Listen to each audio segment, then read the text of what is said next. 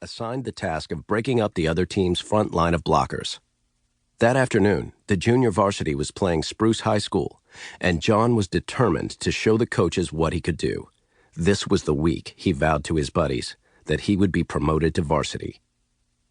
On Hillcrest's opening kickoff, he burst through the Spruce blockers and zeroed in on the ball carrier. He lowered his head, and as the two collided, John's chin caught the runner's thigh. The sound, one teammate later said, was like a tree trunk breaking in half. John's head snapped back, and he fell face first to the ground. For the next several seconds, another teammate recalled, there was nothing but a terrible silence. Because there were no cell phones in that era, a coach had one of the players run to the high school's main office to call an ambulance. When it arrived 15 minutes later, John was still on the ground, his body strangely still. "You've got some pinched nerves," a referee told him, speaking into the ear hole of his helmet. "You'll be up in no time." But as soon as he was wheeled into Presbyterian Hospital, doctors knew he was in trouble. They gave him a complete neurological exam, scraping a pencil across the bottoms of his feet and taking x-rays. Then ordered that his head be shaved and 2 small holes be bored into the top of his skull. Large tongs, like the ones used to carry blocks of ice, were attached to the holes, and 70 pounds of weight was hung from the tongs in an attempt to realign his spine. A Hillcrest administrator called John's mother at her office at a local bank. Ann McClamrock was 54 years old, a striking woman, green-eyed with strawberry blonde hair. She was, as her niece liked to say, perpetually good-natured. She always had extra food in the refrigerator for the neighborhood kids who came running in and out of the house, and on weekends she loved to throw boisterous dinner parties, most of them ending with her exhorting everyone around the table to sing corny old songs like Skinamarink. When she arrived at the hospital, a doctor took her aside and quietly asked if she had any religious preference.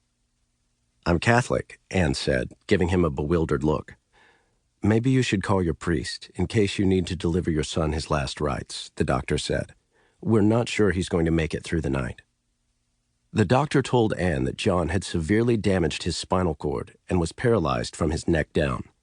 He was able to swivel his head from side to side, but because his circulatory system had been disrupted, causing his blood pressure to fluctuate wildly, he could not lift his head without blacking out. It couldn't be any worse, the doctor said.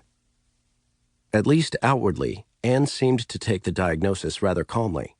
Or maybe, she later told her friends, she had simply been unable to comprehend the full meaning of what the doctor was saying.